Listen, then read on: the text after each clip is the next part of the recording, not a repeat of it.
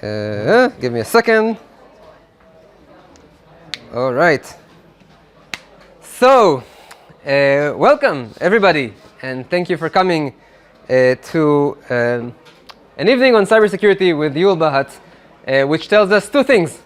The first thing is that I am Yul Bahat. Hi. And the second is that we're going to talk about cybersecurity for the next hour or so.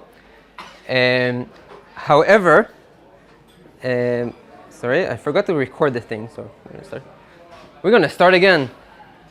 No, not really. So before we start the evening, I have to tell you a really, really quick story about how this presentation came to be and the way it is right now. And it all started about 3 months ago when Pat asked me to do this, and I started, obviously I said yes. And I thought, how do I want to do it, and what do I want to say about it? And I was utterly and completely stuck. I had no idea what I want to say. And everything I came up with was wrong, and it was boring. And then, in November, 2 months ago, I sat in this room. I heard our friend Roswana give her speak. Yes? And if you were here with me, you know it was insanely good. And after her speech, I came to her, I introduced myself, and asked for some pointers. And she said, okay, what are you going to talk about? And I said, well, cybersecurity. And then she told me, obviously, because these things are obvious to her, you need to tell us horror stories. And everything clicked in that second. I said, I can do that. Awesome. And so I have to apologize, not for the first time today. I lied to you because we are not actually going to spend an evening on cybersecurity with Yul Bahat. I'm going to lie to you a lot throughout this evening. However, I'm going to tell you each time I do that. But instead of this, and you can totally blame Roswana, I want to invite you to the the Yul Bahat late night cybersecurity horror show of doom. Tonight's feature presentation is going to be divided into 4 parts, each named after a classic horror film. The first part, Psycho, in which I'm going to speak about me and a bit about what I do in our company. The second part is I Am Legend, in which I am going to speak about what is cybersecurity not, and then I'm going to review a bit on some myths and legends that people keep telling about cybersecurity, and they are absolutely wrong, and I want you to stop thinking about it. Then, the main part of the evening, Tales from the Crypt, where I am going to tell you horror stories. And when I say horror stories, I mean horror stories. My goal for tonight is for you to go home and get your laptops and get your mobile phones, and I want you to hug them real tight, and I want to say, everything is okay, mommy's here, but I'm not going to leave you without hope. Last part of the evening is all about what you can do, what you can personally do to get better security in your home, in your office, tonight or next week. And, well, are you ready? Yeah, let's get started. Okay. So, a bit about me. Yes, that's my best picture I could find. I'm Yul Bahat. I'm 33 years old, originally from Israel, happily married, so sorry, girls, guys, whoever. And I am the proud father of the best 2-year-old ever to have stepped on this earth. She already has her own little computer, she can hack her way through. And if you believe my LinkedIn profile, I am also a cybersecurity expert. I have been one for 15 years. It's a long, long story on how I got there, and it was completely by accident. If you want to hear it, I'll tell you later. I got to Paris about 5 years ago, and I was in a nice office doing nice work with nice people. And after 4 years, I said, if I have to wake up in the morning and go to the office one more time, I am going to kill myself. So I quit, and I decided to open my own business together with my associate, Mr. Michael Benton. And what we do mostly is help small businesses like yourselves get a better level of security. And we do that by basically taking over. We're saying, let us do the work. Let us do your IT administration. Let us do your security. And we'll make sure you can do your work in peace without having to think about all of that. We have a nice bowl here when you can put your business cards, and we'll get in touch with you and offer you some free stuff, because we heard people like free stuff. Cool free stuff, yes. Sorry. Okay, so that's for the introductions. What in the hell is cybersecurity? So, it used to be so a lot of people confuse or tell me, what is the difference between IT security, information security, cybersecurity? Are they the same thing? And the answer to that is, it depends who you ask. A lot of cybersecurity experts will tell you, yes, it's all the same, just a buzzword. That's not my personal belief. My personal belief is that 15 years ago, we thought what's important is to protect the devices, to protect the computers, to protect the phones that were there, the laptops, the servers, whatever. And a couple of years later, and that's what we had to call it IT security, the technology part, the information technology.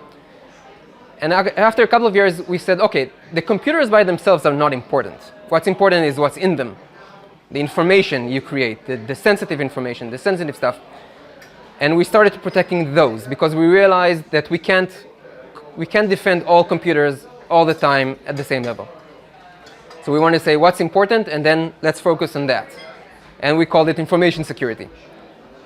Then we realized it's not about the information really, or at least not all of it. It's about the people who create that information. It's about the processes that you go through to create the information. It's about a lot of things. And all of that together is what we call today cybersecurity. So it's about the business processes. And what we believe personally in our company, that's our philosophy, that the role of security, the purpose of security, is to help you get a better business, not the other way around. Because a lot of people think that security exists for the sake of security, and that's just not true. We do it so you can have a better business, a more efficient business, and you don't find yourself in a problem and without a business, which happened to some of us, unfortunately. And most of all, it's about risk management. And you're going to hear me say a lot the phrase risk management throughout this evening. And I want to try and explain a bit what do I mean when I say risk management. And what I mean is that not all businesses were created the same. Not all businesses think the same stuff are important. So I would like to turn the floor to you for a second and ask Pat, our friend here. So you have an accounting business, right? A bookkeeping business. How do you get new clients? I don't. Mostly for word of mouth. Excellent answer. Mostly for word of mouth. So tell me, what happens to your business if tomorrow morning your website, which is very nice, I visited, disappears? Just disappears. Nothing really, right? There's no big impact on your business. Okay, Rozwana, same question. What happens if tomorrow morning your website disappears for a week, for a month? Yes, no business. There's no more business. No new business, no nothing. Okay, so different businesses, different risks. And obviously, this requires different approaches. I will not give the same services to Pat that I will give Rozwana. And this is on one scale, but we can turn it on everything. Okay, anyone can say, any problem that you might encounter in cybersecurity, I have a solution to. Okay, if you pay me enough money, I can find a solution, and I can almost guarantee that you won't have that problem anymore. But the question you need to ask yourself is, how much is that worth to me? Is it worth to me more or less than the amount of money I have to invest? Is it worth the risk? A lot of the time you would say, okay, this risk exists, but like Pat says, it's not that meaningful, so I'm not going to invest €1,000 a month to protect my website. And again, there are a million questions like this, and we're going to go through some of them at least, throughout this evening. Another question is, why small businesses? Why, when I said we mainly focus on small businesses, and the answer is why? Because cybersecurity has this notion that it only belongs in the world of enterprises and large companies and banks and all of that, and governments. And the truth of the matter is, that's just not true. So this is statistics just coming out in the last couple of weeks. 74% of small businesses in the UK have had a cyber incident in 2015. It could be small, it could be large, it doesn't matter, but they are being attacked, meaning it's not just for the large enterprises anymore. Maybe it has been 15 years ago, but that's not the case anymore. If you have a business, if you earn money, I think that's the most simple equation I can say.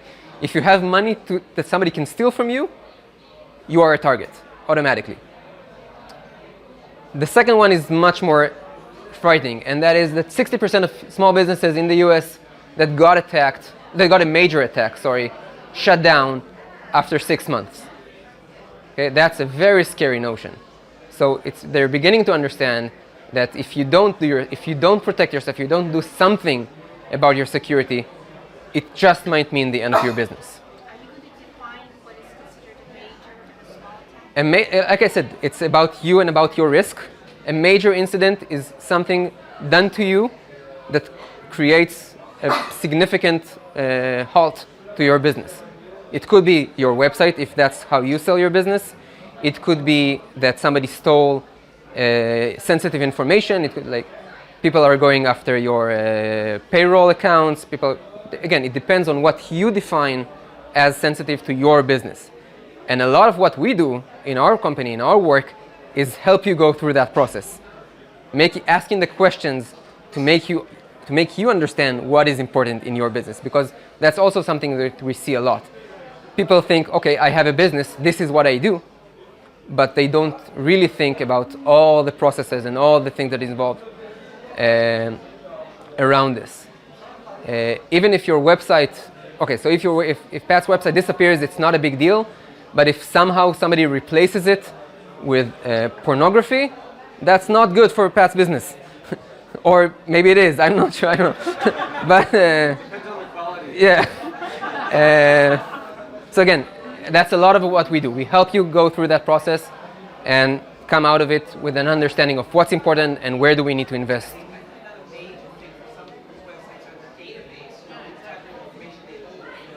That it's an excellent part. It's the counterpart of my original question. So I will ask that question. Roswana, once again, what happens if somebody steals all the work you did in 2015 or 2014? It depends on the work, because a lot Things you wrote for other clients. So that did happen to me, Okay. but I have a backup with my. Yeah, but if they stole them, like if they now publish them on the internet, what happens? I'm not sure. Is it a big deal? Is it the end of your business? It's not the end of my business. No. Right. What happens if somebody steals your accounts for 2014, 2015, your confidential client accounts, and publishes them on the internet? That could be the end of your business. Again, Why would someone do that? I mean, what would be their motivation? first of all, they might hate Pat. I don't know why, but it could happen. They could have it they could hold it as a ransom. Yeah, that I get. Yeah. So if you don't pay us money, then we publish it. That happens a lot, and I'm going to talk about that in the presentation. And sometimes, honestly, because they can. Yeah. Just for the heck of it. Yeah. Again, it depends on your profile. So again, if we see it a lot with clients. So if somehow they have a big exposure, in the news or in a big news, like in the newspaper or a marketing campaign, and suddenly they are in the eyes of the media. 2 days later, they're a target for attack. Again, just because they're there and they're a high public target. And then the hackers can claim, oh, I did that. That's a big currency. So lots of motivations. So I said earlier, small businesses are a target. They have a need, whether you know it or not. And they are an easy target because most of the businesses today don't have the sufficient resources or knowledge to protect themselves, and they are left to fend for themselves. Meaning that what we do is not unique. We didn't invent the wheel. There are a million companies in France, in the world, helping businesses get better in cybersecurity.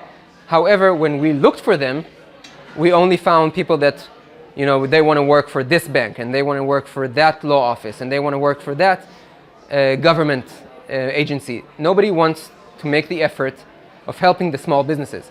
And we think, A, that's a problem, and B, that's a business. So that's where we are. And we really believe in what we do. It's really one of our passions to help our environment, our colleagues, our friends be better in security. Another thing when I say when they left to fend for themselves, so the United Kingdom the US National Institute of Standards just a couple of weeks ago published this guide for small businesses on how to defend themselves. And they made a big publication of it. And they said, now you can do it by yourself. Here, we did it. And it's a 55 pages long document in highly technical terms. And honestly, I read it and I said, okay, I get most of what you're saying, but I don't see any way where one of you, can read it and apply it to your business. So that's the world we live in. That's what we're trying to fix. And hopefully we can do it together. Now, I mentioned some myths and legends. So let me go over them quickly, please. Number one, I'm using a Mac. So I said it's the number one myth I keep hearing, and please, please, please. Okay, so here's the thing. Again, 15, 20 years ago, that was it. You were correct. And the only reason that was correct, not because... Exactly. Not because with Macintosh or Mac OS was better. It's because Microsoft dominated the market with 95% share, and nobody cared about Macintosh. Okay, now that's not the case anymore. Now everybody has a Mac. And yes, believe me, there are vulnerabilities, there are malware for Mac, everything. Also, today, there is almost no difference from a technical point of view between your Mac laptop and your iPhone. Same operating system. And again, market share-wise, iPhone dominates the market, and now there's a target. So please, please, please stop thinking that thing. There are free antivirus and anti-malware software for Macintosh. Download them, install them. Make yourself secure. Number two, malware are bad executables. And by that I mean that there's this notion that the only way to get infected is that somebody sends you, or you somehow click on an application that you want to install on your computer, and that's how you get infected. And that is absolutely not true. You can get infected by a PDF file. You can get infected by going to the wrong website. You can get infected by opening an image. You can get infected in a multitude of ways. None of them are related to executable files. So we have clients, unfortunately, that told us, okay, yeah, we don't install anything before we scan them with an antivirus. That's great, but not nearly enough. Number three, my social network posts are private. Everything to do with social network privacy settings. I'm going to speak about social network privacy settings during the presentation, but I want to start by saying it's a nice measure to have if that's what you want, but that's not stopping anybody from taking screenshots or pictures or saving. If they're your friend, they can see it, and if they can see it, they can save it and they can publish it, and things have happened. And again, I can expand this to almost anything. I only sent this picture to my boyfriend. I only sent, okay? Once it's out there, it's out there. And you have to manage your risk, deciding, do I care enough or not? But I'm going to go into that in much deeper level soon. Number 4, I have X installed, so I'm safe. Meaning, yes, I installed an antivirus. I downloaded something from the internet, I installed it, and now everything is fine in the world. Once again, not true. You maybe protected this one part of your environment, in your infrastructure. You didn't protect your website, you didn't protect your bank account, you didn't protect your CRM if you use that, you didn't protect any of the services not specifically saved in your computer and not shared with anybody else. Okay? So there's no solution in the world, doesn't exist, that protects everything. It's about having the right mix, the right balance of things, and doing it together with someone who actually knows what he's talking about. And number 5, in relation to my previous slides, I'm not important enough. And like I said, if you have money, you're important enough. If you have $25 in your bank account, you're important enough because somebody will go out to try for you. They don't know you personally, they don't care who you are personally, but you're on the internet and you have money, so you're a target.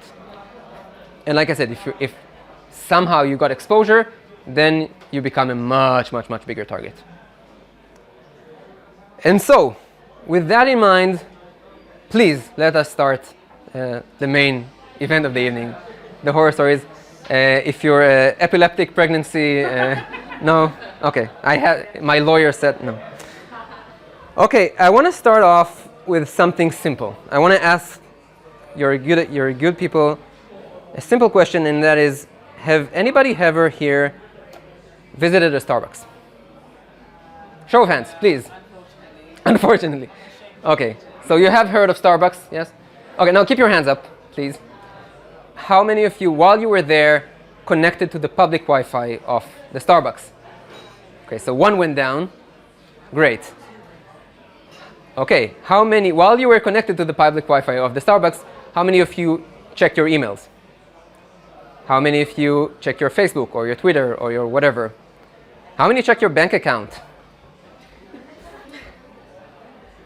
Okay. What if I told you that by doing all of that, any one of that, you allowed Starbucks to see what you see? So when you checked an email, they could technically see your email. When you checked your Facebook, your bank account, your whatever, they could technically see what you see. And not only they can technically do that, you allowed them to do that. When you said, I accept to the user agreement. No, how many of you, sorry, show your hands, how many of you read the Starbucks? No? Nobody? Great. Because it pretty much says that. Okay?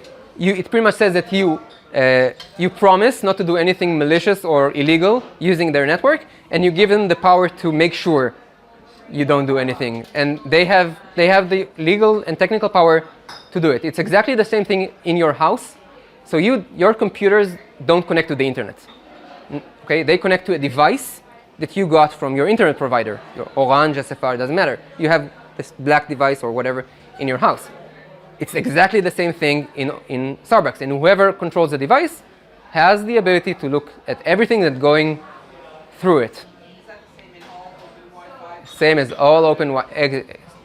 You never know. All of us who go to cafes and Yes, every cafe you go. use the Wi-Fi. If you go, it's the same in your house, but it's the same in your friend's house, you know? How do you know that your friend doesn't do that, for that matter? Yeah, not your friends, but... Hotels too. Sorry? Hotels are the worst. Hotels have the worst security ever. But even if you encrypt the email, they will see it. Encryption works. Encryption definitely, well, to an extent, again, now you're getting into risk management. Now you're getting into, no, it's great. Now you're getting to say, okay, I can do this. It's going to cost me nothing or a bit, and it increases my risk, my security by this. Okay, and it's not perfect. If somebody really wants to see your emails, they can, but not for the average user. And okay, so that's a bit scary. So knowing that Starbucks can do that. One question, but is the data somehow stored? Like, They could. They control the device. They can do whatever they want. but do they have The technical means to do it? Yes. any information? Okay, that's the question I was looking for. Yes. So you're saying, and correctly, this is Starbucks we're talking about, okay? They have a reputation to maintain. They're not going to spy on their own customers. And for the benefit of the doubt, I'm going to say, okay, you're right. Although, you know, if there's a board barista out there, he doesn't really care about the reputation. But again, for argument's sake, let's say Starbucks is not doing that. That's not the scary part of my story. My scary part of my story is that you don't have to control the network if you have enough knowledge. You just have to be on the network. Okay? So if somebody's sitting next to you on the Starbucks and they have some knowledge on hacking and some technical abilities, it's really not that difficult to do a lot of things. And again, this is scary, but I didn't promise you scary. I promised you a horror story. So, okay, yes. On things like on my PC, I have Windows 10. Yes. It comes up and says, like, it comes up with a question when you're connecting to it. It says, Mhm. you know, do you want to, you're in an open network or something, you know, do you want to Yes. share your stuff or no? Right.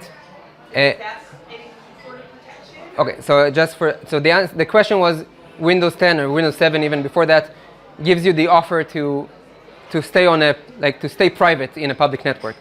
Again, yes, it helps. It definitely helps.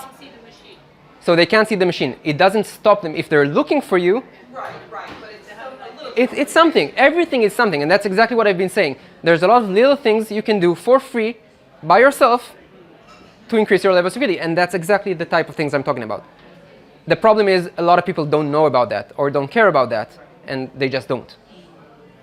Anyway, so a little demonstration. I have with me my faithful computer and my faithful mobile phone. The computer is an ordinary computer. There's really nothing special about it. My mobile phone is something else. I have installed here an application that I downloaded for free from the internet from a very respectable company called Zimperium. It's a testing tool, but it lets me do really, really nice stuff on public Wi-Fi networks. So I'm going to share my phone screen with you. Let's see if it works, hopefully. Awesome. Okay, so this is, yeah, okay, I'm going to, so, where is my, okay, right. So this little application, we're going to open it. And now it's looking at the network I'm in. You can see the frog network here. You know what? I'm going to zoom in a bit. Okay, a bit. No? Okay, I tried. You can see the frog network up there. And now it's scanning for all the machines it can find on the network. Okay? Yes. Intrusive scan, sure, why not? Okay. And now it's looking. So, like you said, your computer I would not find it, but I did find a bunch of other computers. All of them connected to the frog network, the place we're inside right now. Okay, so 86, I checked before, I'm sorry. 86 is me. This is my computer. Okay? But what I'm going to do, I can do to any single machine right now. So let's click my computer. Okay, and before we do that, okay, so let's click on my computer. And before we do that, I want to open a browser. Yes, you should probably be able to see it. So it's going to be a good demonstration. Otherwise, not so much. Okay, no. Sorry, give me a second. Technical difficulties. Right. Okay, so I'm going to go to CNN, which is a nice website.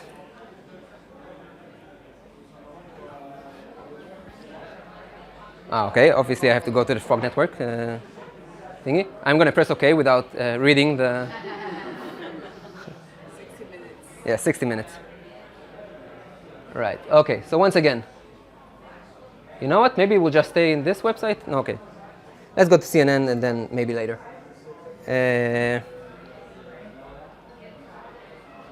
No. Okay, CNN. Very nice website.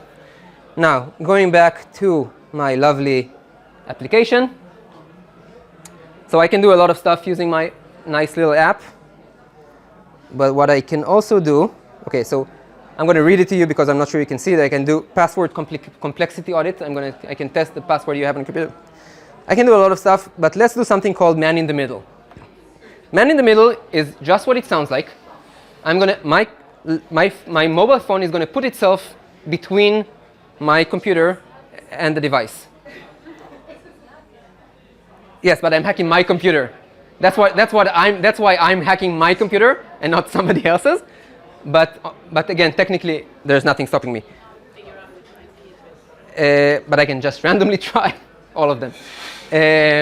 Okay, so I'm going to turn this thing on. You see this? There's this nice thing off. Now it's going to be on. Thank you. Going back to CNN and refresh.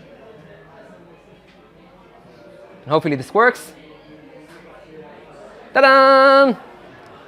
I changed all the images on the browser to this nice little guy.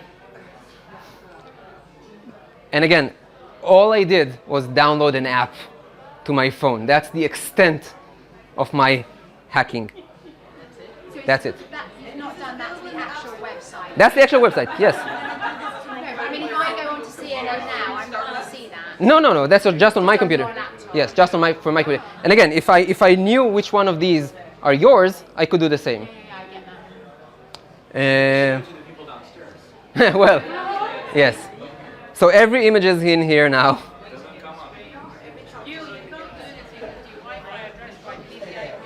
Sorry? Yes, I need the IP. You want to try? Let me. It's in French. No.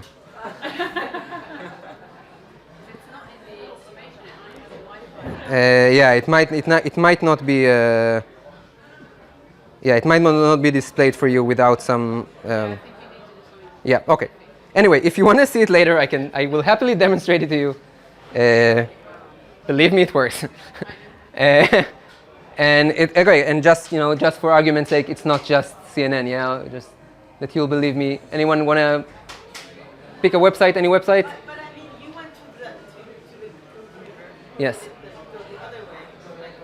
I did it before. It's like playing a prank on you as you're on your computer, but anything from your computer goes to them. That's Yes. the part that's more. Oh yeah. I once I put myself, like I said, it's called man in the middle for a reason. I am now exactly like that device. Everything goes through me. I can see everything. I can change anything. I can. Okay, think about this. Okay. I think they disconnect from the Wi-Fi, exactly. And again, unless I did something to maintain that hold. But think about this, okay? Think about this for a second. When I connected to the Frog network, right? I went to CNN. I didn't go to CNN directly. I was redirected to the terms of service page, right? That means that the Frog network had the ability to redirect me somewhere I didn't want to go. Exactly the same way I can now redirect you anywhere I want to go. I can change stuff on your browser. I can do whatever I want to do. Okay, if I just press this nice button. All because we're on the same network, and because this device wasn't protected enough in the first place. Yes. If someone goes near my house, can you get into my private Wi-Fi? One thing I love about France, really, and this is unique to France, at least from what I know, is that when you get the device from your from your internet provider, it comes with a password. Okay? And no one changed. And that's fine. It's random. Nobody knows it. It's excellent. Okay? It's excellent. Anywhere else in the world, or almost anywhere in the world, you get it without a password, and then nobody changes it, and then you're in a problem. So if I have a unique password, Yes. very hard to connect to this. Right, but try not to use the word password as a password. That's like a good. Okay? Yes. So if they go onto your website, there's a post they don't like. Right. They can go in there and change the URL and then flip it to somewhere else. Yes. Exactly. And they don't have to go into WordPress. No. They just handle the transmission. They do it on the way. You ask for something, I give you something else in return. So how did they get onto, like, if they're not actually going into the WordPress, they're just opening up your website? No. Again, Anywhere and they can change it? it's just between you, just between the machine you're on, the machine that's trying to go somewhere, and the internet. I'm putting myself between you and the internet. Isn't it like if you have a light and you take a mirror and you move it and reflect it somewhere else? It's a bit like that. Yeah, it's a bit like that. Sure. So, Yeah. Sorry. Yeah. just to continue that, Yes. the reason is, because my website has its own horror story. Mm-hmm. We run a women's magazine online. Yes. And we ran a post at the end of November that was a women's post, an anti-Trump post. And it ran the same week we ran a very big Christmas campaign that was very important to Okay. subscription. And within the first hour of the Christmas campaign going up and this post going up, it crashed. Right. The website. And then our Instagram crashed, our Twitter crashed, our Pinterest crashed, everything crashed. Yes, you went against Trump. And then Well, my friend. crashed twice that week, and so it was flipping us out because we spent so much time doing this Christmas campaign. And so when we had our first meeting, we went in and looked at the Google Analytics. Yes. And to our horror, we saw In the language part, right? we Yes. saw- All the okay. I have to tell it. we suddenly our second highest readership in the thousands were Russian. Yes. And that they had gone in to take that anti-Trump post and switched it to a pro-Trump post. Yes. That a website that small they would hook onto it. Absolutely. Onto us and redirect it. Like I said, everybody's a target. It was horrifying. And honestly, WordPress can be very non-secure if you don't protect it properly. But they didn't have to go into WordPress. Oh no, yeah, they probably did. In your case, they're How probably. did they do that? Is what I'm asking. That's a completely different discussion. Like I said, if you if, Come on to that, Yul, because that happens. no, unfortunately, I'm not going to. Again, that's an insanely technical discussion. There's no easy way to explain Tell it. a horror story and we'll understand. But again, WordPress as a platform is just not secure. Without proper, I will say, without proper settings. You can secure it. I use proper, like our website is on WordPress because we feel comfortable enough knowing what we know and doing what we do. But it's a job, it's an art, it's an expertise. We've been doing it for a long while. And that's the only thing I can, like, sometimes you need an expert. That's it. Sorry, you had a question? Okay. Anyway, so my point is, if you're on a public Wi-Fi network, please think twice before doing something. Again, and I'm not saying, but hear what I'm saying, okay? I'm not saying don't check your emails. I'm not saying don't check your Facebook account. I am saying don't check your bank account. But think about the risk. Do you care, honestly, do you care if somebody reads your Facebook account, if somebody reads your email account? Maybe you do, maybe you don't. Yeah, I'm actually trying to understand the extent of the danger we're running. Like, they're just able to read what's on my screen, or they're able to actually extract information from my phone. There, Phones, right. I mean, steal phones, or what is It's a graph with two axes. There's possible and there's probable. Okay, possible, anything's possible. anything's possible? Probable, again, it depends on how much they want to find you. Does it speak to the safety of the router itself, or that has nothing to do with it? It's part of it, yes. It's definitely part of it, yes. If they care, but they don't care, honestly, and they don't have any incentive to do it. Okay, yeah, I think that's the end of our first horror story for today. There is a bunch more. Okay. Yes, I should probably again go back to the presentation so you can see it. Big Brother is watching you, my friends. And this is a story about someone you all love and know, and that is our friend, Pat. Yes, it's your part now. Okay, so what happened is that a couple of weeks ago, I approached Pat and I asked her permission for a project. I gave myself 1 hour to go on Google, just Google, no other hacking, no other anything, and find out anything I can find about her private life. So let's see what. Okay, so I found a bunch of pictures which are very nice. Honestly, I think this is how you should host all the meetings from now on.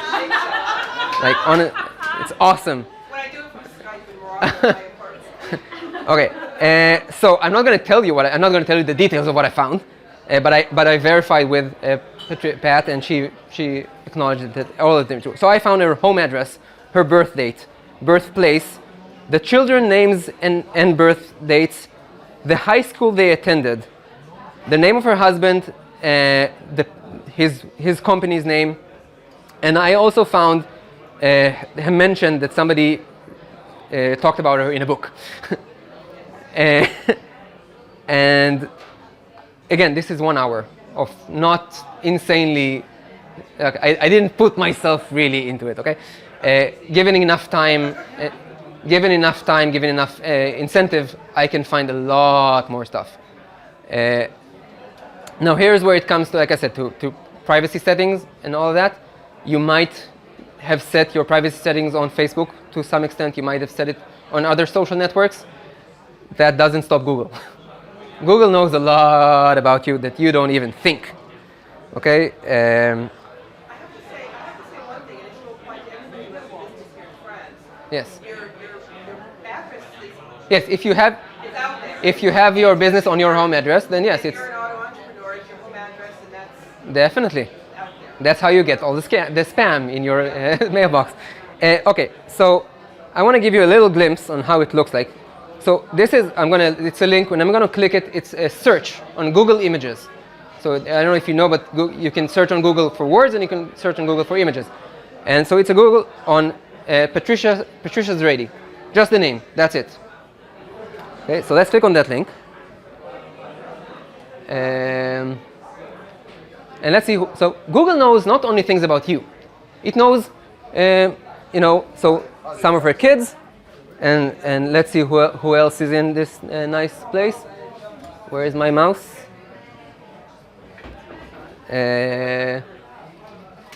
Let's see who else is. Oh, Alexia, here you are. Oh, Alexia. Okay, I searched for Pat and I got Alexia.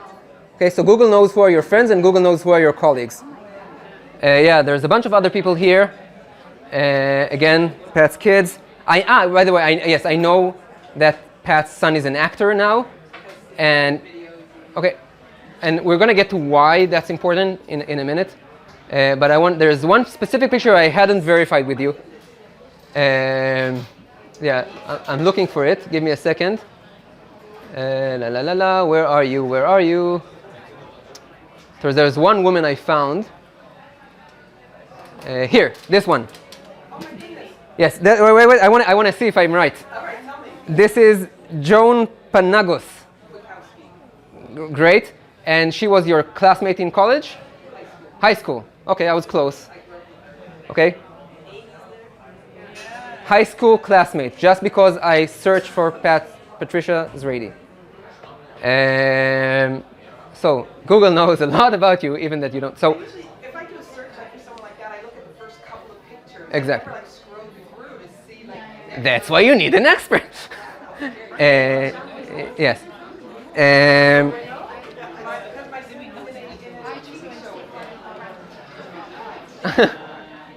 So I honestly recommend that when you go home tonight, just try and Google yourself. It's a real kick, and go to like the 5th and 6th page.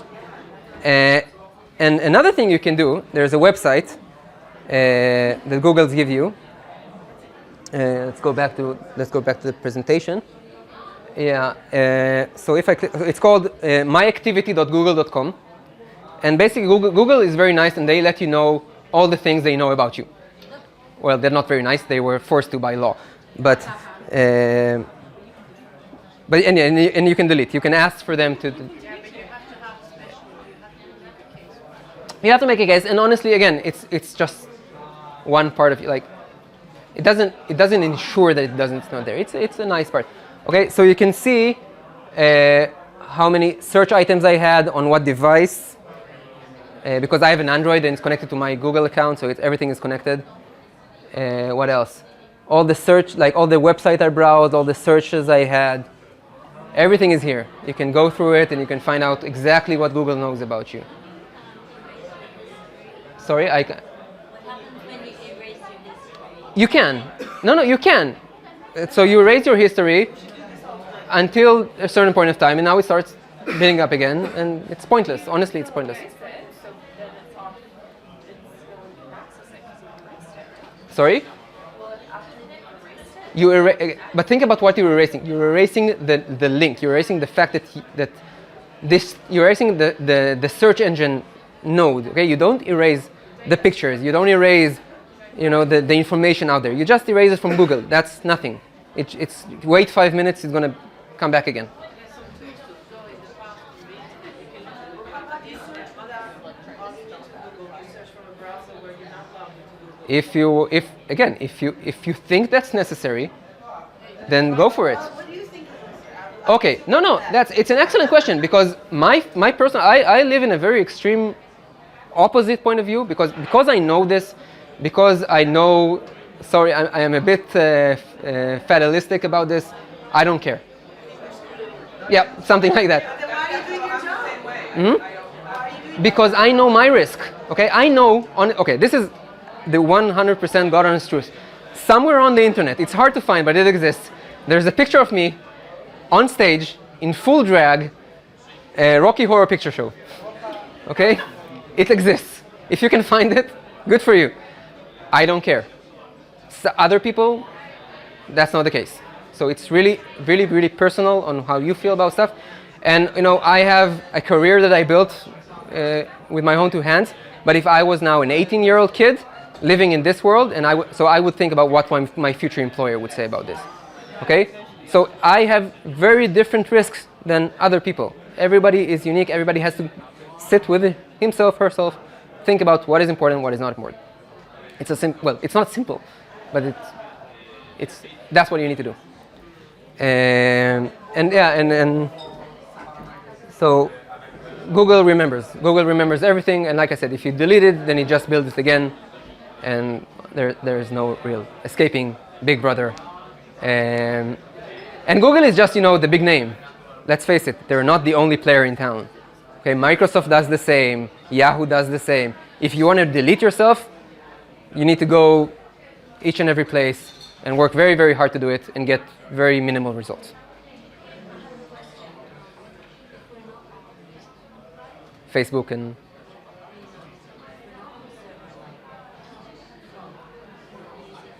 okay. Right. No. Again, depending on what you want to get. What I just showed you, this is because I use when I search on my mobile phone is connected to my Google account, and then Google knows everything. I use Chrome, and Chrome is connected to my Google account, so everything I do on Chrome, Google knows. Same thing on Internet Explorer. Internet Explorer is connected to my Microsoft account. Everything I do that Microsoft knows about me. So, Turning off the patient services doesn't take you either. it's something. Again, everything is something. You all need to decide what is the extent you're trying to prevent this stuff from happening. I had a boss who is the most paranoid person ever, and he managed. This is insane. I worship him because he managed to not have. I cannot find his picture on the web. I tried for 5 years. Okay, but he works very, very hard to do that. So every time we went to an event, he would go to the photographers and he would tell them, "Do not take my picture." It was like a full-time job for him not to do that. His choice, his risk, his resources. I can't fault him. So everything I'm telling you today, from the stupidest stuff to this, there's only really one thing I want you to know. It's all about awareness. Okay? I need you to know that this stuff exists. Don't be blind and don't be uneducated. Know that this exists, then decide what to do about it. Maybe what you want to do about it is absolutely nothing, but it has to be a choice you make. Next one is this, and this is honestly the most scariest picture I've ever seen in my life. It's I have this private phobia of teddy bears. Okay, I said, yeah, I have to have this picture on my presentation, but I really don't want to. And it's scary even for other reasons. Can anybody guess where did I take this picture from? What's the source? Sorry? From your daughter's toy? Yeah, but more specific. No, what is the source? From like nanny cam sites or something. Okay, that's a good guess, but what else? It's a wrong guess, I'm sorry, but it's a good guess. It's a pedophile site. Sorry? Pedophile site. No, it's not a pedophile site. That is a patent application by Google. Okay? An official US patent application. And I need to tell you the story behind this. So, have anybody here ever heard of this thing called smart house? Yeah. Smart house, yes. Smart devices, smart house. Basically saying you now want your refrigerator to tell you that the milk is done, and you want it to send you an SMS, or you even want you to contact your grocery stores and make the order by himself. That exists. That's not future technology. That exists today. Okay? You can control your air conditioning. You can control your windows to open and close in certain hours. You can do a lot of things through the internet or through your mobile phone or through your everything. And one thing I have to say now, but I'll get back to it later, is that please have this simple equation in your mind. If it can connect to the internet, it's a computer. Doesn't matter how it looks like, it's a computer. If it has connected to the internet, it can be hacked. Okay? And especially these types, so smart devices are all the thing now. Everybody's making them, and nobody cares about security. They are all shipped with absolutely no security in place. And there have been many, many, many cases where toys like this have been hacked. And again, think of the implications of what happens when a toy like this happens. Except what I just said is a complete lie. This is not a toy. So the thing about smart houses, the next new thing about smart houses is that Google thought, okay, no, not Google thought, companies like Amazon or big companies thought that it's not enough to have smart devices, you need to have a smart management system. So they created central devices to sit somewhere in your house, and they gave it a human interface. You can now speak to it. And you say, open the windows, and all the windows open, or order a beer, and everything happens. And that's fun. And Google said, well, that's all nice and everything, but there's two problems with that approach. A, it's not mobile. So it sits on your kitchen table, but what if you want to talk to it from your room?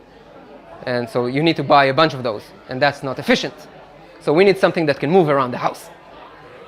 And the second problem is it's not kid-friendly enough. So kids don't want to talk with this box. They want to talk with something that looks like this. So this is the next generation of devices, of smart home controllers, kid-friendly. And they have cameras, and they have microphones, and they have speakers, and they have motors, and they have internet connection. Okay? And what I wanted to demonstrate to you today, so this is all high-tech stuff, this is all, okay, it's advanced, and it's a bit hard to accept the idea that these are all computers, so I'm going to take a long step back. I'm going to talk about something much more basic. Anybody here has a security camera in their home or their office? Yeah. Is it connected to the internet? Can you go? Yeah. Do you need to type a password to look at the? To look at what? Yeah, to look at what they see. Well, I hope they're not looking at us, but they probably are. Okay. I want to go to a website. Imagine there's a password. Yeah. You would imagine, but you would be wrong. So I'm going to go to the website, and this website is doing something. We figure they can watch us all the time. Yeah. So this website just goes around the internet and finds open cameras. Or either they're open or they're using the default password shipped with the. Okay. No, that's not what I wanted to go. Why is it? What's going on? Oh yeah, I need to disable my. I forgot to disable my thing. Right. Stop. Okay. Sorry. Let's try this again. Right. Bye-bye. Okay.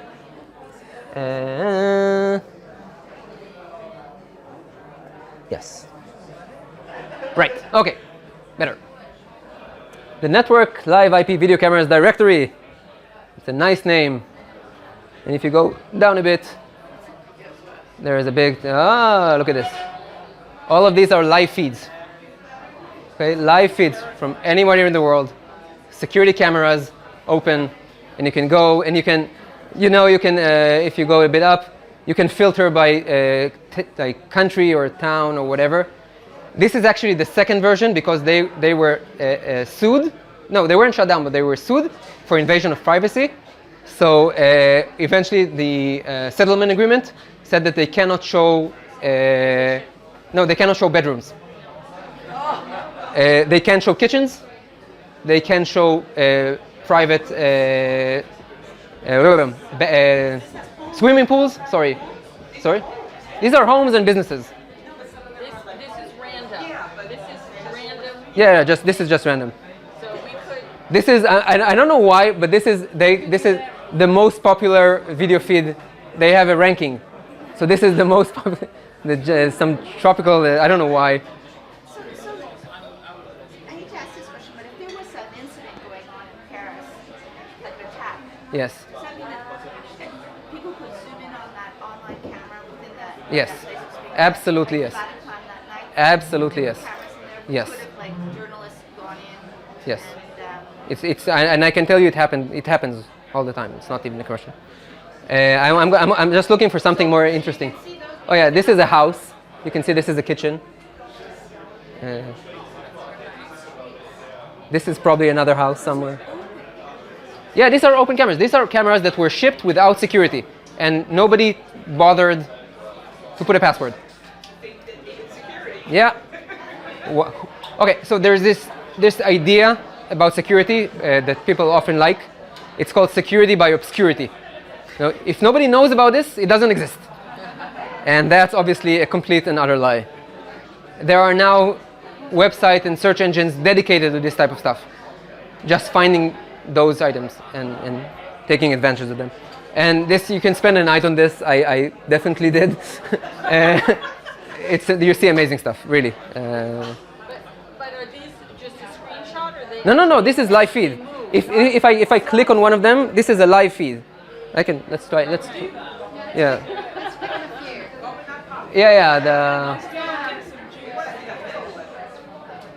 It's not the most popular for nothing. It refreshes every couple of seconds. Yeah, see, he's moving.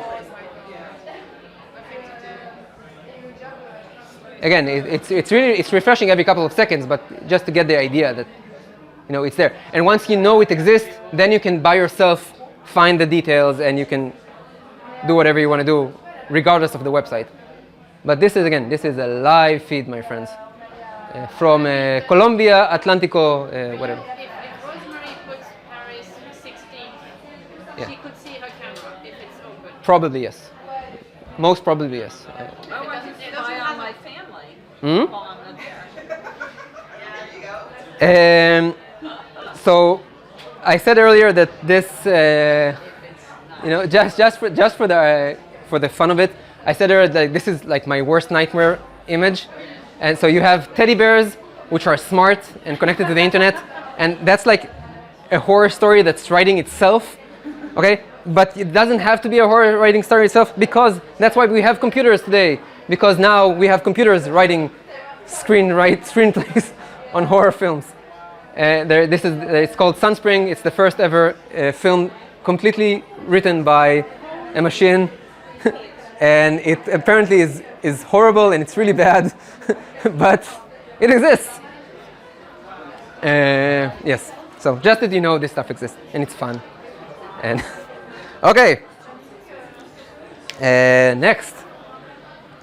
Wow. Okay. I'm running a bit late. I hope you don't mind. LinkedIn. No. Who's on LinkedIn? No. LinkedIn. Well, what's wrong with LinkedIn? That's a great question. May 2016, something was very wrong with LinkedIn. It was hacked. And LinkedIn didn't bother to protect the passwords of their users.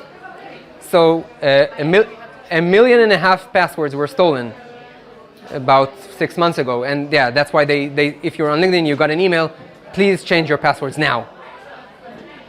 And somebody so somebody stole 1.5 million passwords, and then they released it to the public. And I want to play a game. Okay, so this one guy, he took the 1.5 million passwords and he ranked them by popularity.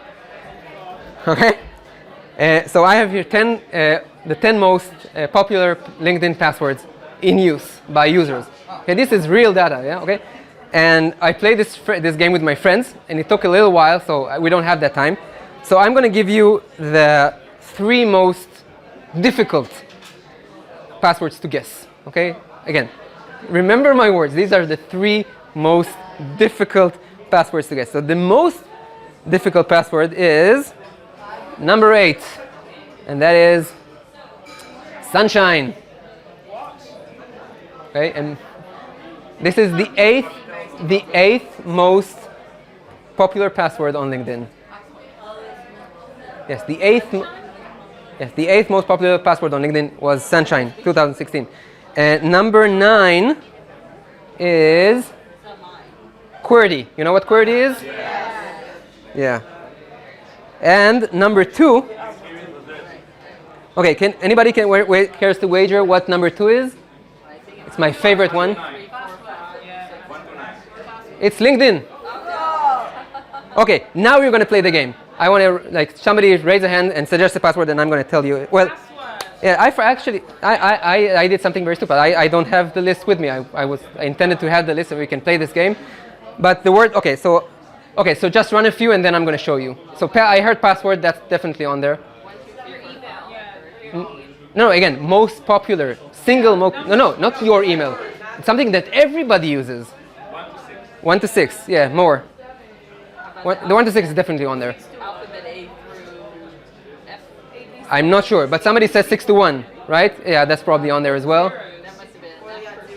Okay, let's go over. Let's just go over and see. So let's go from the end. Number 10. Ta ta ta. 6 5 4 3 2 1. Very good. Bravo. Number 7. Again, 10th most popular password. Number 7. 1 2 3 4 5 6 7. This time it gets to 7. It's much more difficult than 6. Because number 6 is 1 1 1 1 1 1 1 1 1. Number 5 is 1 2 3 4 5 6 8. We got to 8 this time. Number 4. No. Spoilers. Number 4. 1 2 3 4 5 6 7 8 9. Number 3. Password! Hey, bravo, whoever guessed it. And then number 1 most popular password is 1 2 3 4 5 6. The 10 most popular passwords on LinkedIn, May 2016. Okay. Yes, I don't know why sunshine. By the way, so if we would have gone down the list, we would have found baseball for some reason, and there's also there's a I don't remember the name of the dog, but it was very popular.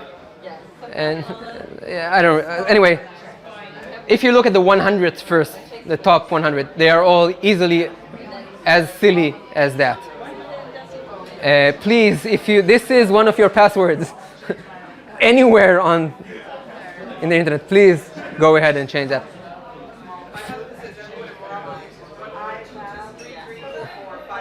That's insanely difficult to remember, to guess. The time it takes to guess any one of these passwords is just under 3 seconds for a machine. Okay, and I'm giving it like I'm generous here. Okay. It's like when they attack your website, when you see on WordPress they're trying to say Yes. your website, they think your admin is admin. Right. And if you change it to something else, That's they don't do anything. when you say when I'm that we have this list of how to protect a WordPress website. Number 1 on that list is change the admin to something else. That's honestly the number 1. There's a bunch of others, but that's the most you do that, and again, do this simple thing, and you just increase your level of security by this, and it costs you nothing. So yeah, so if I just reveal your password somewhere, please go ahead. Okay, now the spoilers. So yeah, I put this slide here, and I have this note on my computer, like reminding me what this is about, because I was thinking, okay, yeah, I'm going to look at this and then I'm not going to remember what this is about. This is okay. So this is about Uber. Okay, I know it doesn't look like this. And the title, okay, so all of these are vampires if you're not up to your popular culture. I have no idea those were Because that's like, You get to be a vampire. yeah, obviously you haven't read on your lore that you have to be half naked to be a vampire. Okay, it's part of the, you drink blood and you're naked. That's like the, so yeah, and in order to, like this big thing about vampires is that they can't hurt you in your house unless you invite them in. Okay, and that's just what you did or do with a bunch of apps on your mobile phone on a daily basis. So I'm going to talk about Uber. So how many of you are Uber users? Okay, so I just want to make clear that I'm using Uber as an example, but obviously I could have been talking about almost any other app. So when you install Uber, it has like Google or Apple, they force them to tell you what permissions they're looking for. You have to agree to the permission. But once again, you didn't read the list, so that doesn't matter. And this is the list. They want to know who you are. They want to know your contacts. They want to know your calendar. They want access, meaning they can control it, by the way. Your location, your phone, your media files or your photos you have taken previously, your camera and microphone for some reason, Wi-Fi connection information, we're going to get that in a second, and device ID and call information. So they want to know a whole lot of stuff on your device and on you, just so that you have the privilege of using Uber. Great. Now somebody very much smarter and much more proficient than I am said this is not enough for me. I want to really, really, really know what they're actually using. So he hacked his own device and his own stuff, and he came up with a list of all the specific permissions Uber is requesting on a day-to-day service. And this is the list. And I'm not going to go over all of them. I just want to make a point that there are 98 specific permissions on this list. So if you scroll into all of those and say, I don't accept You can't use Uber. No, you cannot use Uber if you don't accept their terms and service. Yeah, just a second, I want to go to one more slide and then, okay? So I highlighted 3 of them. So device info, they want to know the brand, the model number, the cell number, device type, display, fingerprint, IP, and MAC address. You don't know what OS platform, like what operating system you have, the version, and a lot of others. How many total disk space? How much space you have left on your machine? Why do they finish? Because they can. Honestly, that's they asked. You said yes. Why not? Because they want to know everything. They just information is money. Information. Okay. you can't opt out of any of them. And you can opt out of anything. Sorry? And does it let you use Uber? Yes, you can do So maybe they're again. Maybe they change it. Maybe you get like less. Maybe you get less capabilities. I'm not sure exactly, but you definitely, if you want to get the full Uber experience, let's call it like that, you need to accept everything. Other stuff, they want to know your Wi-Fi neighbors. They want to know not what Wi-Fi network you're on. They want to know what Wi-Fi networks your device can get on around you. And they want to know the root check. They want to know if you did something to your device to change it. Okay, all of this they want to know. They ask, you say yes, and they have the information. And now, yes, please ask your question.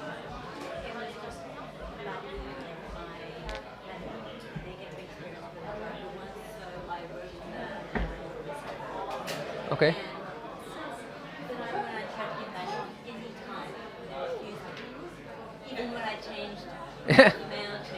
They know who you are now. You're marked. Okay. I'm going to go back for a second. Sorry, I'm going to go back to the Big Brother scenario. because nobody asked why why they care, why do they get all this stuff, and the answer is the same, and the answer is to sell it. So about Google, think about Google, you get a lot of stuff from Google. You get your email, and you get your search, and you get your everything from Google, and you get it for free. And there's an old saying that if you get something for free, you are the product. Okay? They have information about you that they can sell to their marketing partners, and you are worth a lot of money. Again, coming back to the you are a target. You are, but just by existing, you are worth money to somebody, and that's why you have information worth getting. How do you fight a vampire? How you get a vampire? You need Abraham Lincoln, Vampire Hunter. I have no reason to have this slide other than to say this movie exists. And it's awesome.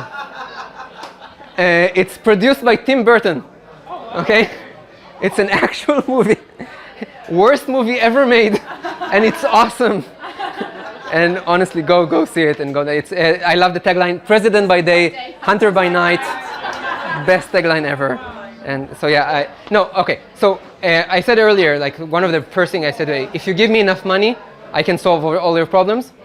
We have a solution for that. For what I just we have a company that we represent that created a solution that simulates permissions. You install it.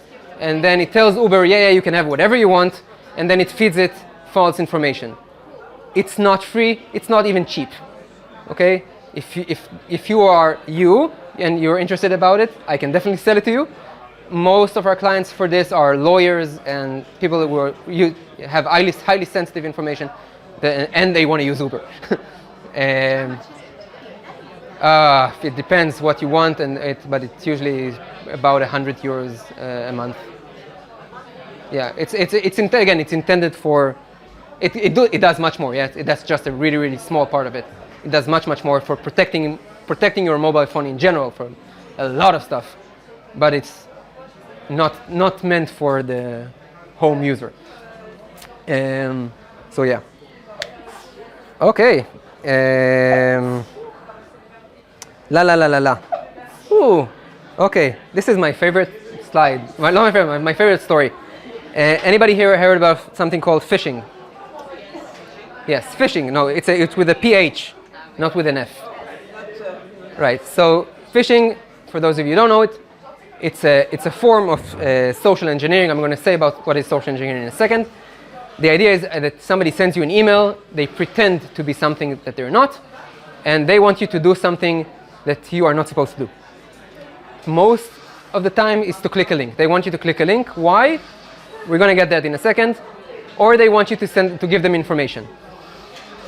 How do you know how to detect a phishing email?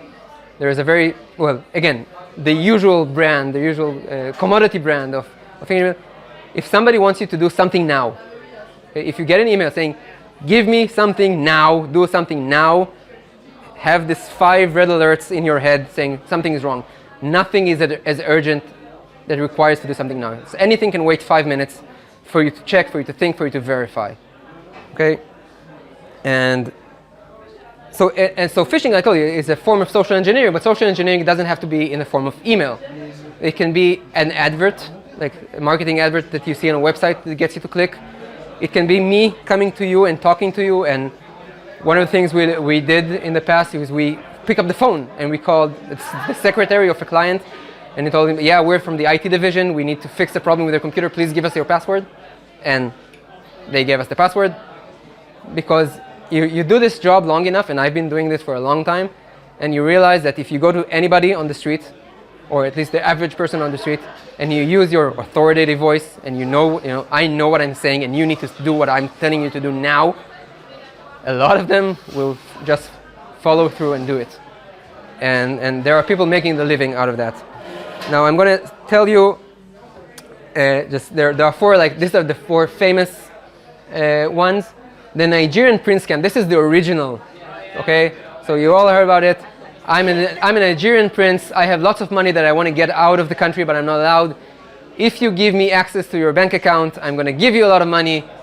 Or if you have to, you just have to pay in advance to show that you're serious.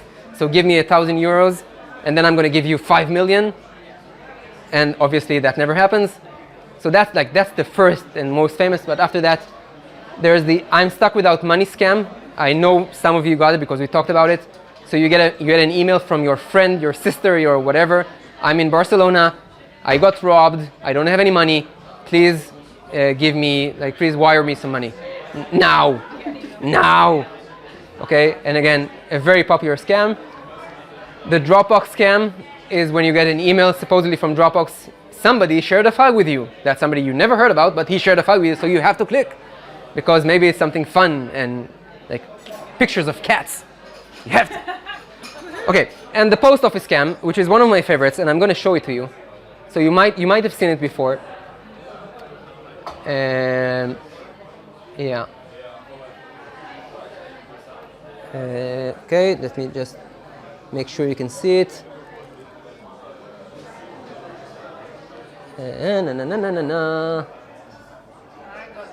Right. Okay, so you get an email from Chronopost saying... Right, okay. So again, you get an email from Chronopost, and it's in French, so I'll translate. You have this package, this number package waiting for you. We couldn't reach you. If you don't reach us within 48 hours, we're going to send it back. You have no idea what this package is. You never heard about it before, but you don't want to lose it. So you click the link. You have to click this link. Now what happens, or you have to send us an email to this email. When you click this link, okay, so I'm going to tell you 7 different ways that this email is wrong. Okay? First of all, look at the address. service@yourserver.email. Okay, that's not a Chronopost address. Number 2. Okay, actually number 1, this entire thing is wrong. Okay? This is not the first time you got an email from Chronopost or any other service. That's not how they operate. Okay? They have the website, they have, or they tell you. There's a lot of other things that they do. Doesn't look like this. So again, if it's wrong, you need to have this alert in your mind that's saying this is wrong. And number 3, the sense of urgency. Okay, if you read the text, it says you have to click in 48 hours or else. Okay, so again, this is another trigger. And link number 1. So notice that this doesn't have an address here. Okay, it doesn't tell you where it's going to go. It just says click here. However, if you hover over it, okay, you can see. And again, I'm going to try and I'm going to try and zoom. No, it doesn't work. Anyway, so you can see that the address. Where did it go? Okay, so if you just hover above it without clicking, you can see that the address is not chronopost.fr, it's yourserver.email. Okay, again, always never click a link in an email before hovering over it and checking it out. But suppose you clicked, okay, and you went to the website. And I know some of you did. Okay, so you go to this form. Wait, this is where it's. Did you say that? But right. Okay, so you have to. They ask you to fill out your form, your email, your name, your first name, and your address, and then click next. You fill it out and you press next, and well, in this case, nothing happens. You get an error. Okay. Well, let's show it for argument's sake. Let's fill some stuff, and let's press next. Okay, and yeah, you said something happened, there's an error, please try again later. Okay, and they just got all your details, okay, that you just filled out. This was a simple form, this was just a name and address, but they could have asked you your phone number, your whatever, your credit card number for verification, and all of that. Going back, so again, why this is wrong. Let's go back. Why can I go back?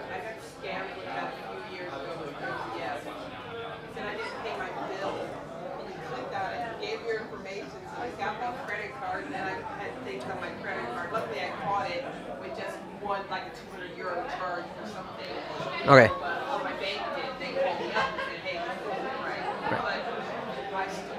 Okay, so number 5 on the list on why this is obviously wrong. Okay, it's hard to see, but if you look at the tab here, you can't see it. It says Google, actually. Okay, and then you also have the number 6 is actually the Google logo. Okay, they didn't even bother to put the Chronopost logo on it. And number 7, coming back to the email, is this. You have to send an email to this address, and again, it's a link. Okay, but if you hover on it, you see that it doesn't go to services Chronopost FR like it says. It goes to somewhere else. It's actually svcchrono@gmail.com. Chronopost will never, ever, ever use a Gmail address. So 7 ways for you to identify this was wrong. So once again, I have to apologize. I sent you this. I sent a bunch of you. I sent 15 of you this a couple of weeks ago. And how many people opened the email? Just opened the email. No, take a guess. From the 15, how many opened the email?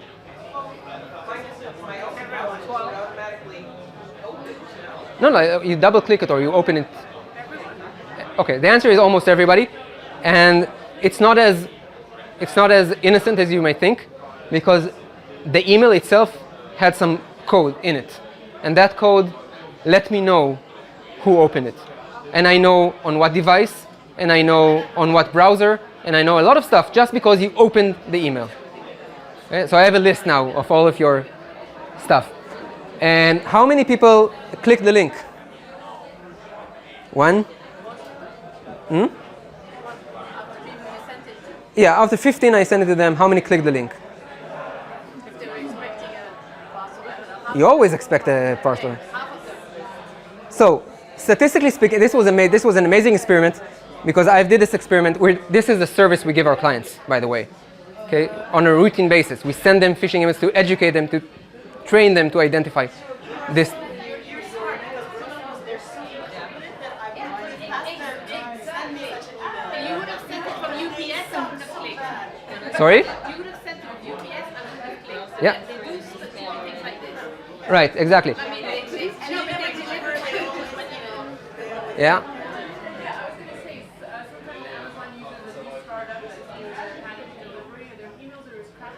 No, but seriously, I'm not saying. I'm just saying. Take a minute to think, or look for the obvious signs.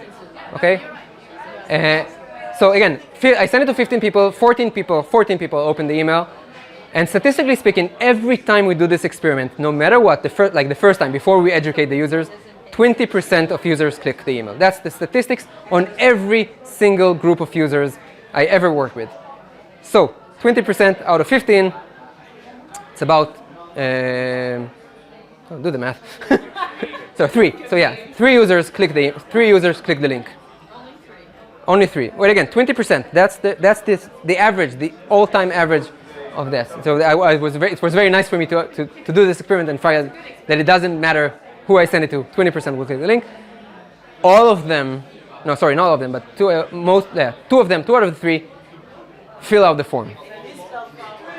Huh? Okay, so I did this at 2 a.m. in the morning. I was so tired. Honestly, I did so much mistake that I didn't even try to make. The thing with the Google logo, I found out about it like 5 days later.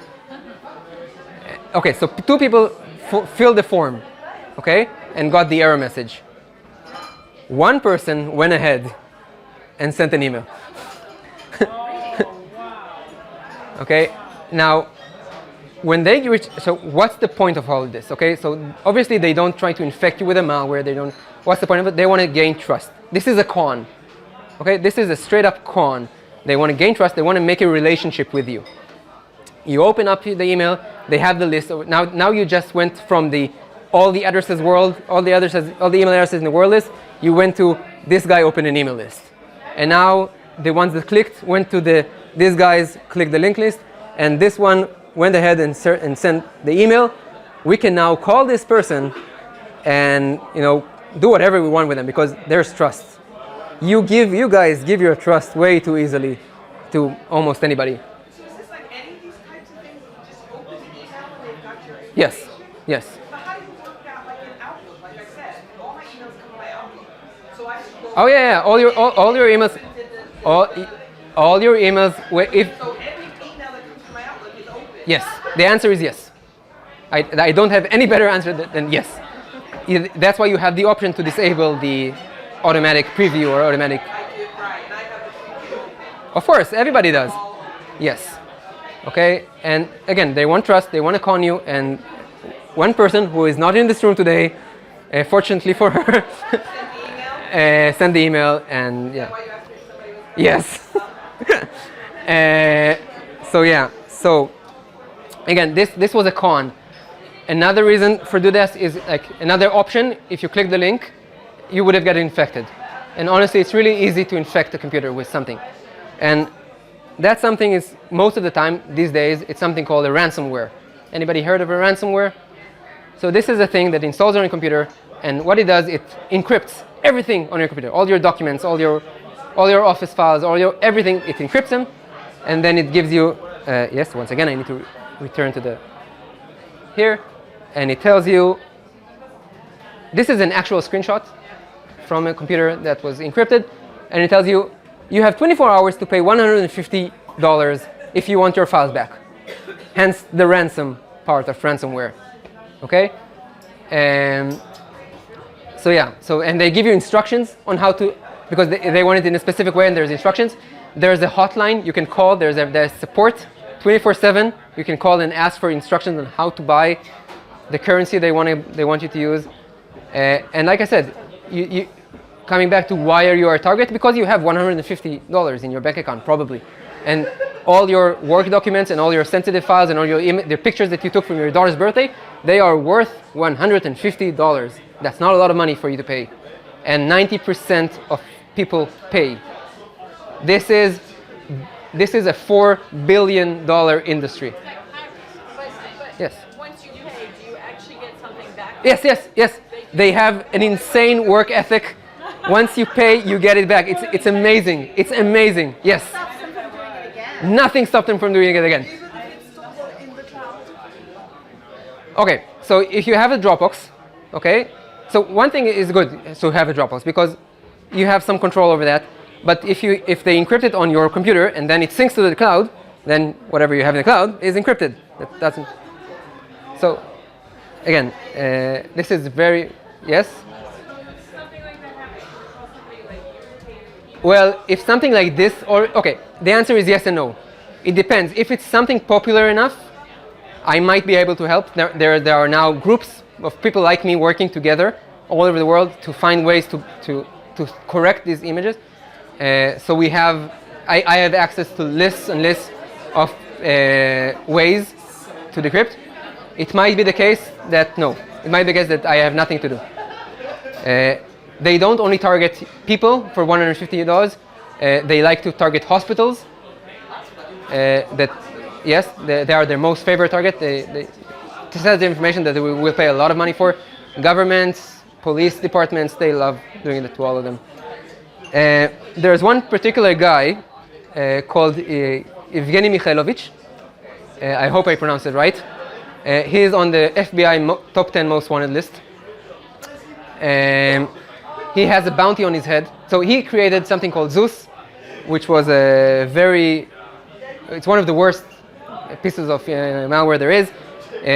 Estimated to cause damages, just damages, not money stolen, damages in $200 million US dollars over the last couple of years. There's a bounty on his head. It's $3 million. Okay, if for anybody with information leading to his arrest. Okay, that's how big this industry is. This cybercrime industry is. And it can happen to anybody, and it happens to all, but unless you take the proper precautions. There definitely are ways to prevent this from happening in advance. If you come to me after it happened, it's a problem. If you come to me before it happened, I can definitely help. And the last thing for tonight, much longer than I thought it would take, is something called GDPR. GDPR, it's an acronym. It's called the Global Data Protection Regulation. And that sounds very boring, but it is very much not. It's a new law in the EU. It comes into effect May 2018, so we have 1.5 years to prepare. And it basically says something very simple. If you are a business and you have information on your clients, and it can be anything that can identify them as your client. That's as simple as that. It doesn't have to be sensitive information, it doesn't have to be health information or private sensitive. Just the fact that this is the name and they are your clients. And you don't do enough to protect it and it gets stolen, that's now illegal. Okay? You can be fined, you will be fined up to 20 million euros, depending on your size. Sorry, well, it's up to 20 million euros or 4% of your yearly revenue. Okay, it depends on your size. It depends obviously on the information that was stolen. However, the reason I'm putting this specifically for you today is because they have an entire section dedicated to small businesses. They are saying, listen, guys, this is not anymore something we do for big business. This is for any business working in the EU. You have information about clients, you are now obligated by law to protect it. And if you don't, there are repercussions, big ones. And no. Okay, they don't. They're just saying you need to go through a risk management process, and then you have to have a plan, and then you have to be able to prove that you did what you said you're going to do. That's the law. Okay, that's the idea. Anybody? That's why it fits auto entrepreneurs and Microsoft at the same level. Okay. So, yeah, there's what we are now January. We have 16 months to prepare. May 2018. That's the date you need to remember in your heads if you have information on your clients. And okay, so I hope you got scared enough.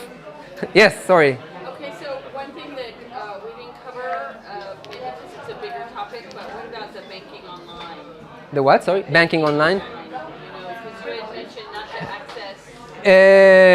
Again, okay. The thing about banking online, it really depends on the volume, because honestly, and that's again my philosophy. Other people can tell you other stuff. On my personal account, my personal bank account, there's not a lot of money. So it's not that big of a risk. My business account is something else. That's why, well, I'm going to get as to what we're going to do in a second.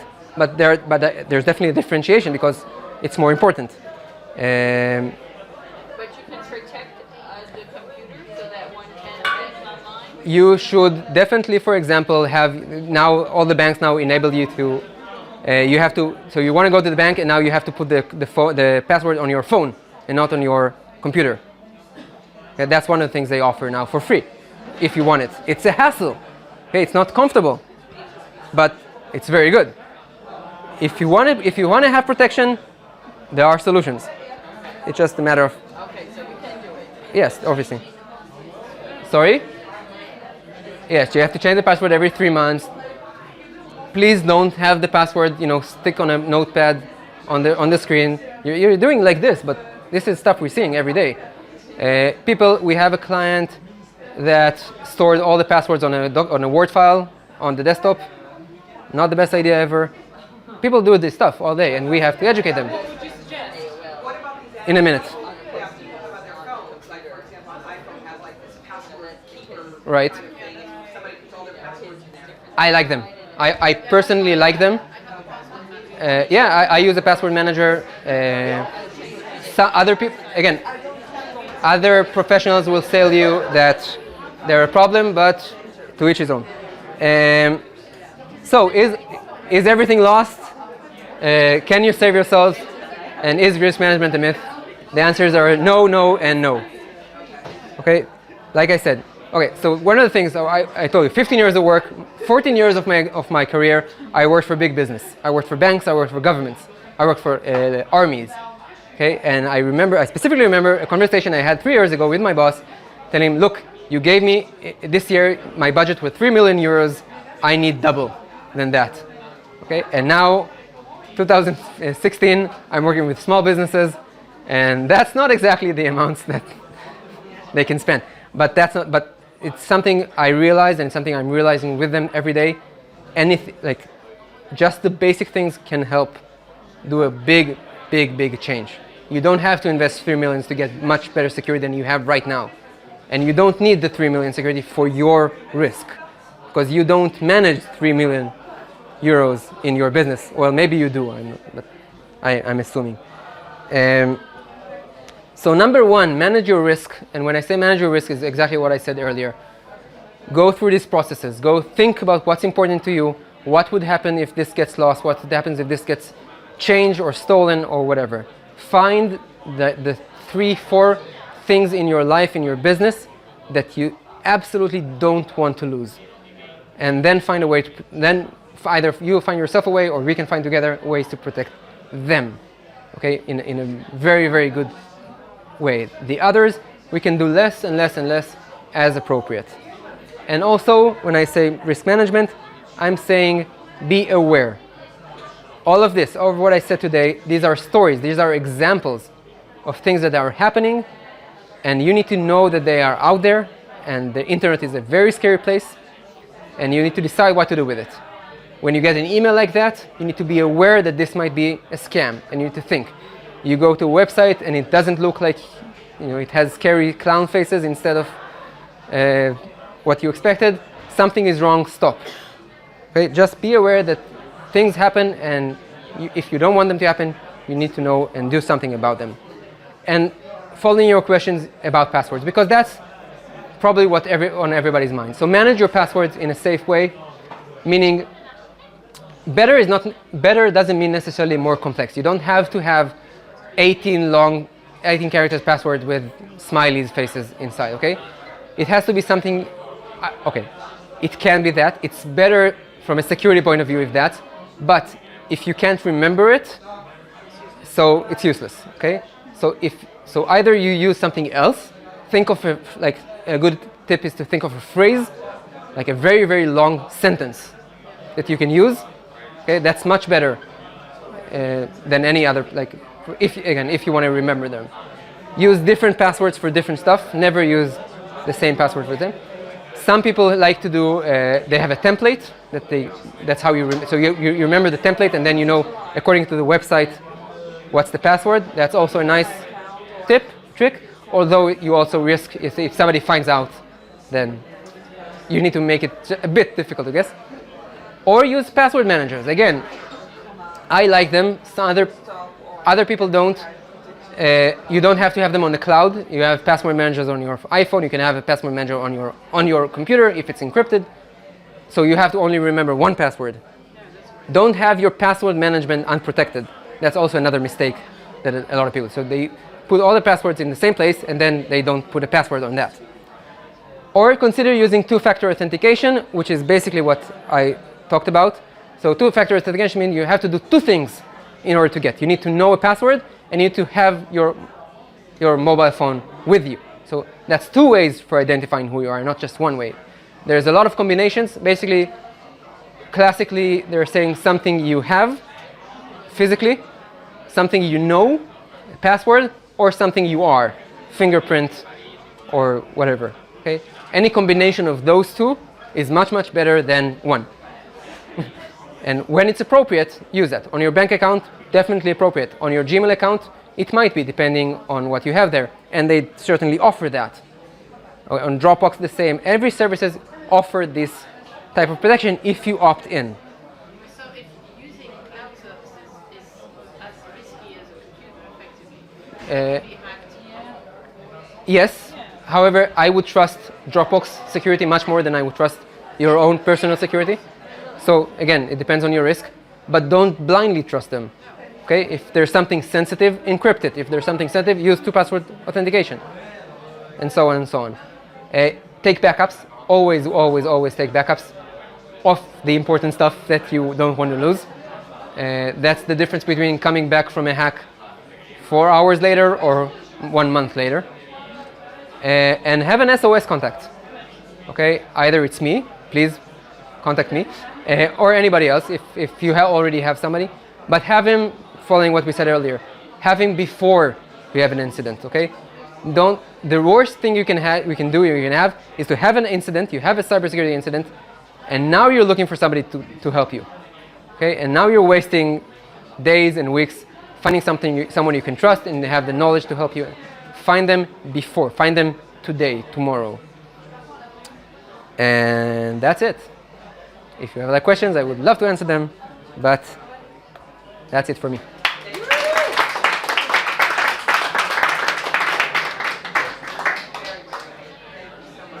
Thank you. Thank you for having me.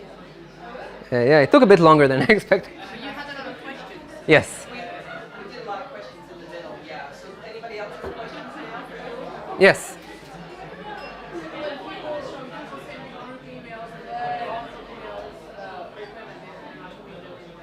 I'm sorry, I When people send you group emails yes, and they don't put the emails in the BCC, right, and then you've got all this, the email that just keeps circulating. okay. I've heard people say that that's a good way for it's possible for people to just fish emails. That Oh way yes. as well. Well, first of all, it's rude, and second, yes, it's confusing. You have a 100 list of people. There's no way you can know if one of them is. No, but that's not what I mean. But are those emails unsafe? Ah, Is it easy for people to? it happens. It definitely happens. So one of our clients that we work with. So okay, they were targeted. Okay, that wasn't random, but they got one of the Dropbox emails. So you have a Dropbox file shared with you, and it was a copy of a file that they actually worked on. It just had some extra added stuff. So this was one of a very difficult case to understand. However, they could have known, this is somebody I never heard from or know about. Why does he have a copy of my email? And that should have been the alert, but they recognize the name of the file, so yeah, it's probably work related. So yes, I don't have a magic answer. I don't have a magic answer to anything. It's all about awareness. It's all about anything you do. Before you click a link, before you open an email, take 1 second to think and just scan it with your eyes. It gets much easier. Okay, for me, again, I'm doing it for a long time and I don't think about it anymore. But if you put it into your routine, you realize you don't think about it anymore. After a couple of weeks, you scan your email, you hover over your links, and you quickly realize this is wrong. It's not PayPal, it's PayPal. It's not okay. This is not the email. This is not the email address. This is not the website. This is a Google logo where it should have been Chronopost. Yes. How can I increase awareness? I- Family, friends, colleagues. It's a hard question because it's very hard. People have to understand, have to have incentive. They have to understand what they can lose before they're interested in doing something at all. And that's part of the reason why we're here today, because we're trying to promote education and awareness. This is going on video, and then it's going on YouTube. So please send it everywhere and anywhere. We do trainings, professional trainings. We plan on doing other talks like this throughout the year. We'll publish them as they happen. And we do education. It's a big part of our business. Yes. We can do them in either language. We mostly do them on English today, but we can do them in either language. Yes. You said you had some free applications that you know about? Yes. I will send an email. So again, we had a ball somewhere. Here. Yes. If you don't have your business card, take one of these here passports. Write your email on the back and put it in the wall. Yes. So we'll send an email to everybody here with a list of all the things we talked about today and some free applications that we recommend, or options at least for some free applications, and we would encourage you to use them. Yeah, definitely. Yes. Thank you for that. Anybody else? You can always contact us at any time. Sorry?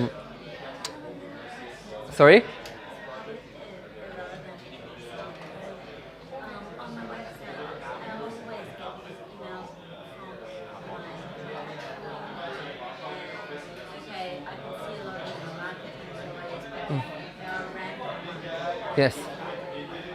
It means that yes, your email list is probably somewhere on there. They gotta reach on your contact list. and then they're pretending to be them. It's really easy.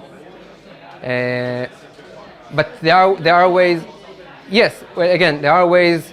So one example, like through the contact us page. Yes. So most of them are automatic. So if you know, there's the captcha thing. So you have to answer like how much is 2 plus 4, okay, or not a robot. That stops 90% of the stuff just by having that, because most of the stuff are automatic. There's nobody actually writing this email. Right? It's all machines. So yes, definitely that.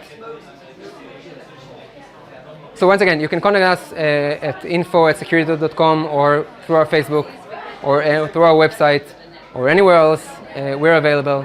And thank you very, very much.